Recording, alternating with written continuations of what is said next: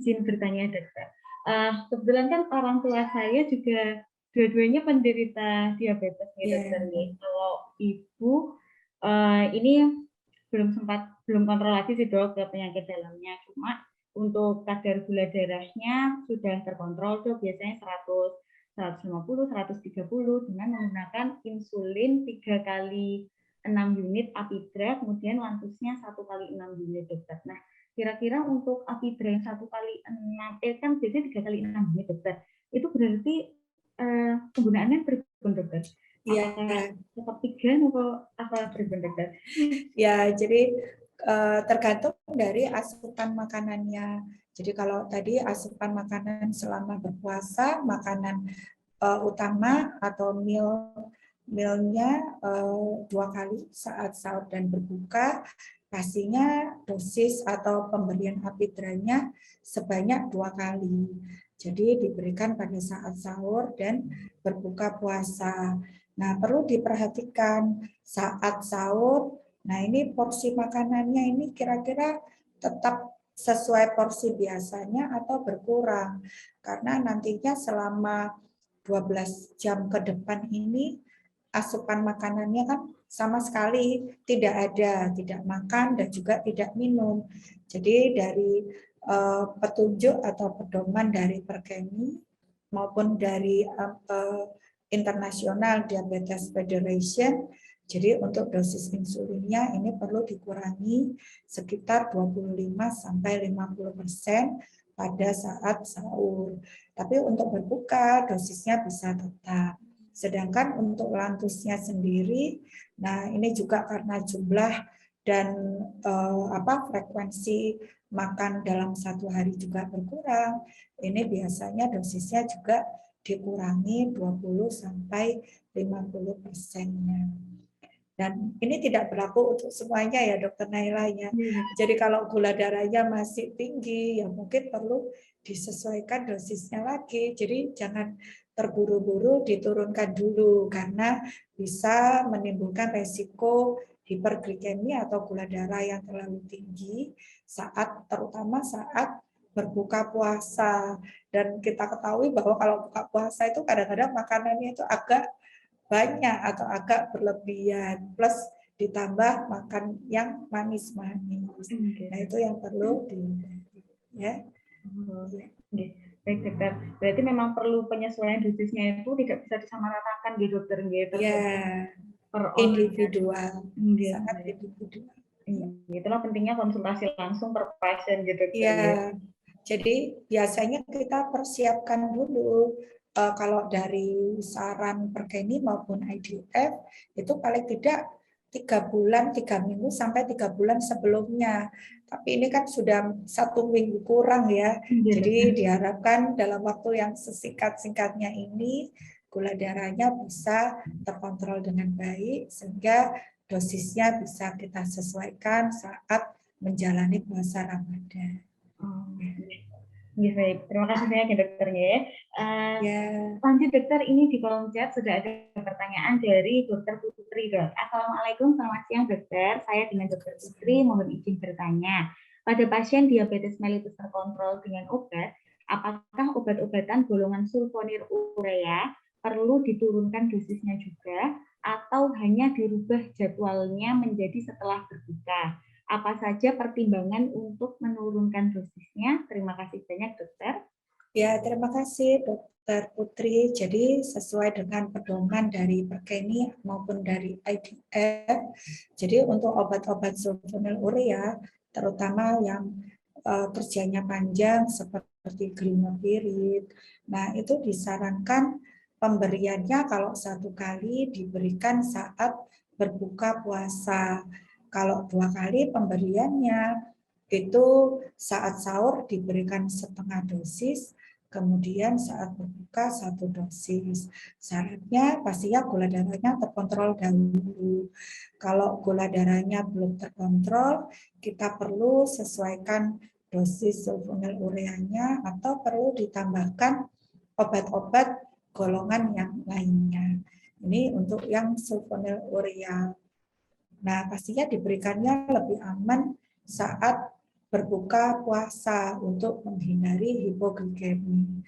Kemudian pedoman atau saran dari IDF maupun Perkeni untuk obat-obat sulfonylurea generasi pertama seperti glibenclamid. Nah, ini glibenclamid ini kan sering kita dapatkan pasien-pasien hipoglikemi terkait penggunaan glibenclamid. Nah, ini disarankan untuk dirubah dengan menggunakan golongan sulfonylurea generasi terbaru seperti glimepirid atau gliclazid. Karena golongan yang baru atau modern sulfonylurea ini resiko hipoglikeminya lebih rendah dibandingkan dengan glibenclamid. Dan untuk glibenclamid selain glimepirid juga bisa diganti dengan sulfonylurea generasi modern yang MR, jadi modified release seperti gliclazid MR.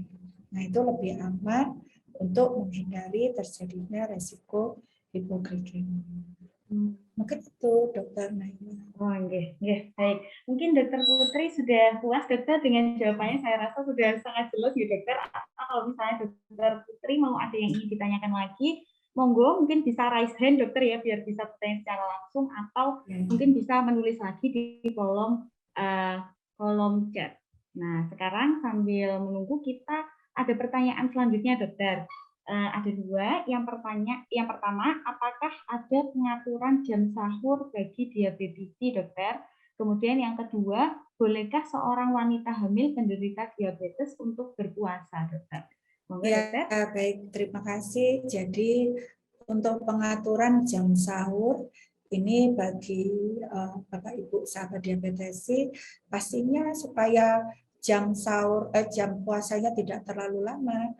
Jadi disarankan sahurnya berdekatan atau mepet dengan saat imsak, sehingga jadi mungkin sahurnya jangan terlalu awal, misalnya jam 2 pagi atau jam terlalu awal ya, mungkin saat sholat tahajud sekalian nanti sahur supaya nanti tidak bangun lagi. Nah, itu mungkin dihindari karena nantinya waktu berpuasanya akan lebih lama. Jadi disarankan untuk sahurnya mendekati jam imsak. Kemudian untuk pertanyaan yang kedua terkait wanita hamil dengan diabetes. Jadi kalau wanita hamil tanpa diabetes, mungkin ya nanti tergantung dari kondisinya. Nah, kalau wanita hamil dengan diabetes, ini perlu kita sarankan untuk lebih berhati-hati. Bahkan untuk hamil diabetes ini, skor resikonya ini agak tinggi. Sehingga kalau dimasukkan kategori resiko, itu bisa tergolong kategori sedang atau kategori berat jika didapatkan adanya riwayat hipoglikemi. Karena pada Bapak Ibu atau sahabat diabetesi ini yang hamil, ibu hamil ya diabetes, nah ini harus menyesuaikan antara asupan makanannya, kemudian obat-obat atau insulin untuk mengontrol gula darahnya, dan tentunya asupan untuk janinnya ini jangan sampai kekurangan atau kelebihan, karena nantinya akan beresiko terjadi komplikasi atau sesuatu yang tidak diinginkan untuk ibu maupun janinnya. Mungkin itu. Tapi kalau misalnya resikonya moderate tapi memaksa untuk berpuasa, nah ini perlu hati-hati. Jadi perlu melakukan cek gula darah mandiri. Jadi perlu dicek gula darahnya, dilihat kembali kalau memang didapatkan gula darah yang terlalu rendah, kurang dari 70, itu disarankan untuk membatalkan puasanya dan mungkin bisa mengganti sesudahnya kalau sudah menyelesaikan atau sudah melahirkan. Atau kalau gula darahnya terlalu tinggi, lebih dari 300, lah ini juga bahaya, bisa terjadi dehidrasi. Jadi perlu dilakukan cek secara sering ya, bisa 3 kali untuk ibu-ibu hamil diabetes yang tetap menginginkan untuk berpuasa. Gitu. Baik, dokter. Jadi sebenarnya Ya. kalau misalnya boleh, ya boleh. Cuma tergantung monitoringnya tadi ya dokter. Iya, tapi kalau disarankan itu tidak, Dokter Naila, karena hamil plus diabetes itu sudah resikonya sudah sedang. Iya, jadi sedang. Ya mungkin tergantung kondisi pasiennya ya. Jadi ada scoring untuk penilaian apa masuk resiko atau kategori resiko pada saat diabetes berpuasa. Nah, hamil sendiri itu sudah masuk dalam kategori yang beresiko. Nah, tapi ya perlu dilihat kembali individual kalau memang ya, jadi kalau sering ngemil itu tergantung ngemilnya ya, Dokter Naila. Kalau ngemilnya apa, misalnya yang mengandung karbohidrat, misalnya makan mie goreng, kemudian apa roti, mungkin rotinya bukan roti yang ini ya, roti yang karbohidrat kompleks. Nah, ini bisa diperhitungkan sebagai main meal atau menu makan utama. Jadi diabetes ini boleh 3 kali menu makan utama, tapi yaitu harus disertai pemberian obat-obatan atau insulin untuk mengatasi kenaikan dari gula darahnya. Tapi kalau ngemilnya tidak terlalu berat untuk makannya, misalnya hanya singkong 1 atau 2 iris, ya mungkin tidak perlu diberikan apidra. Terus ini untuk dosis apidranya, ya ini kembali lagi tergantung dari porsi makanannya. Nah ini memang disarankan dari Perkeni maupun International Diabetes Federation untuk dosis insulin saat sahur itu dikurangi 25 sampai 50%. Jadi dikurangi 1/4 sampai 50%. Tapi ini perlu berkonsultasi terlebih dahulu dengan dokter karena kadang-kadang tidak semua sahabat diabetes ini gula darahnya terkontrol. Kalau belum terkontrol ya mungkin jangan diturunkan dulu dosisnya.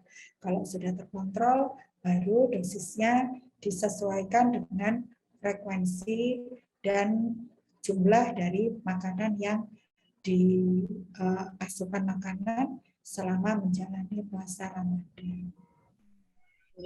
Baik, dokter. Terima kasih dokter untuk jawabannya yang sangat detail ya dokter. Mungkin ini dari dokter Hendrik, dokter tadi pertanyaannya mungkin sudah jelas nih dokter. Sambil menunggu pertanyaan dari teman-teman yang lain, mungkin saya ingin bertanya lagi dokter. Di klinik atau mungkin biasanya di puskesmas itu kan kombinasi-kombinasi obat oral untuk obat anti diabetes itu kan biasanya bukan cuma satu golongan saja gitu dokter, maksudnya bukan cuma mungkin dikasih glibenclamid saja atau glimepirid saja, biasanya juga dikombinasikan dengan metformin dokter. Jadi yang lumayan sering atau beberapa kali itu adalah penggunaan metformin sehari 2 kali, kemudian ditambah glimepirid atau glibenclamid 1 kali. Nah, sekiranya untuk pada saat Ramadan itu kombinasinya berubah atau seperti apa dokter? Biasanya kan pagi 1, nanti siang 1, untuk jam makan malamnya 1. Jadi setiap makan besar itu pasti ada obat yang dikonsumsi. Nah, ketika puasa kan jadinya hanya buka, sahur, dan mungkin malam saat nyemil itu ya. Kira-kira untuk penggunaan metformin 2 kali dan glibenclamid atau glimepirid 1 kali itu jadi seperti apa dokter saat Ramadan? Ya, jadi kalau misalnya kan sering yang paling banyak menggunakan glimepirid dan metformin. Nah, kalau glimepiridnya tadi kalau 1 kali dipindah saat berbuka puasa. Nah, kemudian untuk metformin, untuk yang metformin 2 kali, ini bisa diminum saat sahur dan saat berbuka. Karena metformin ini efek samping terhadap penurunan gula darah yang berlebihan atau hipoglikemi ini sangat rendah. Jadi insya Allah aman untuk dikonsumsi saat sahur. Kemudian untuk metformin 3 kali yang biasanya diminum saat siang hari, nah ini bisa dipindah ke malam hari. Jadi minumnya saat sahur, berbuka itu bisa langsung 2 atau berbuka sama menjelang mau tidur. Jadi tergantung dari berapa kali pemberiannya, tapi kalau metformin ini aman. Nah, kalau untuk akar bose, ini akar bose kan juga sering kita dapatkan ya Dokter Naila ya.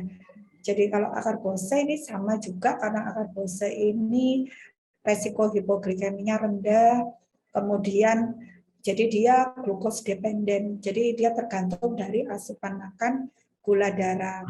Jadi kalau misalnya kita makan yang mengandung kandungan gulanya tinggi, nah itu dia akan bekerja. Nah ini bisa diminum saat sahur dan saat berbuka. Jadi yang siangnya yang dilewati. Kemudian untuk obat lain misalnya pioglitazone. Nah, pioglitazone ini juga resiko hipoglikemia juga rendah. Jadi tidak perlu penyesuaian dosis maupun jadwal saat menjalani puasa Ramadan. Hanya saja untuk pioglitazone ini pemberiannya paling tidak sudah 2 atau 3 bulan sebelumnya. Jadi kalau diberikan saat puasa, nah ini obatnya itu baru bisa memberikan kelihatan hasilnya begitu ya. Itu sesudah 2 atau 3 bulan pengobatan. Jadi kalau mau merubah pioglitazone saat Ramadan, nah ini perlu yang dipertimbangkan kembali.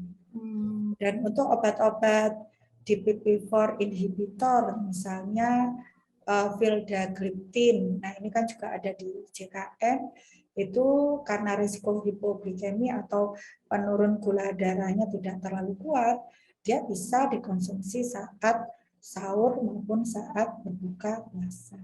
Jadi dari keseluruhan obat-obat minum diabetes ini yang perlu dihati-hati itu adalah pemberian golongan sulfonylurea yaitu glibenclamid, glimepiride, dan juga insulin.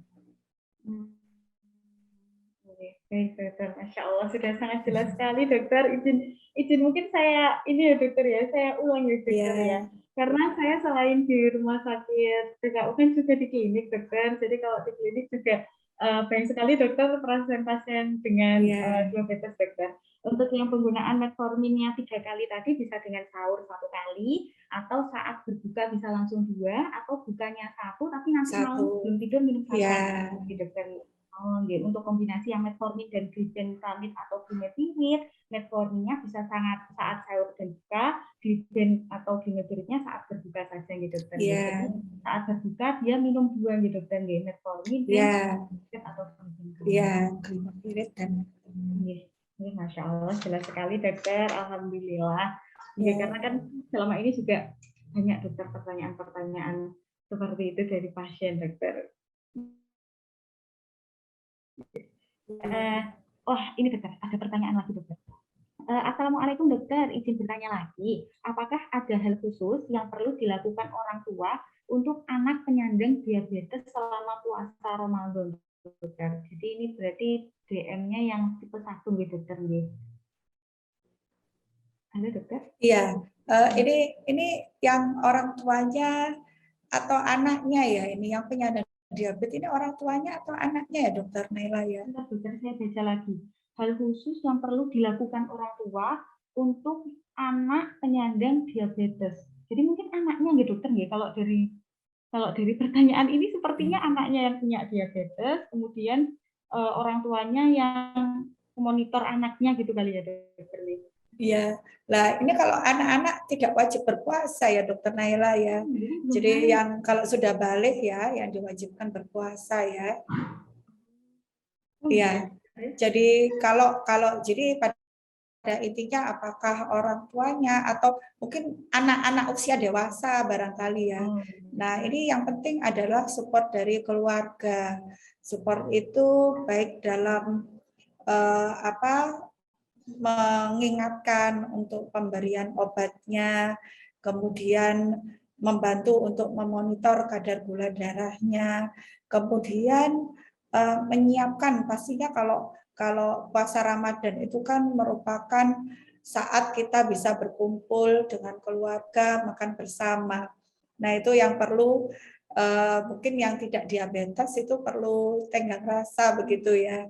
Jadi kalau memang ada anggota keluarga yang dengan diabetes, mungkin kalau misalnya bikin kolak, bikin dawetnya, mungkin gulanya bisa disendirikan, jadi tidak campur jadi satu, mungkin disisihkan, kemudian gulanya bisa dikurangi atau diganti dengan pemanis yang tidak terlalu tinggi kadar gulanya.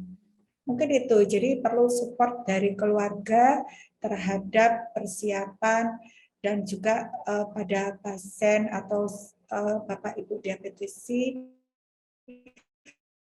dalam menjalankan puasa. Jadi seperti itu ya untuk penanya. Jadi kalau misalnya anak sebenarnya belum wajib ya dokter ya kalau balik. Ya, anak-anaknya usia berapa dulu? Peralihan usia, jadi mungkin masih perlu sangat kontrol orang tua gitu dokter. Nah, mungkin dari teman-teman ada yang ingin ditanyakan lagi, monggo, mumpung di sini ada ahlinya.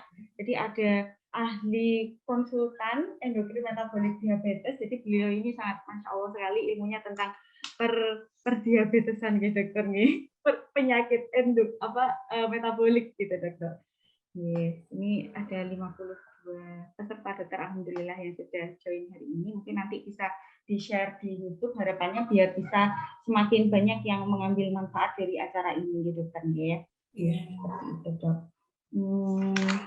Mungkin kalau dari tadi yang disimpulkan adalah jangan lupa untuk konsultasi dulu ya dokter ya. Jangan asal menyimpulkan, mungkin penderita diabetes ada yang merasa, wah saya sudah sehat, nggak apa-apa nih puasa gitu. Padahal mungkin ada gangguan ginjal atau ada gangguan yang lain gitu ya. Dan untuk pola makannya sesuai dengan tadi piring makan yang telah di-share oleh dokter Desi ya dok.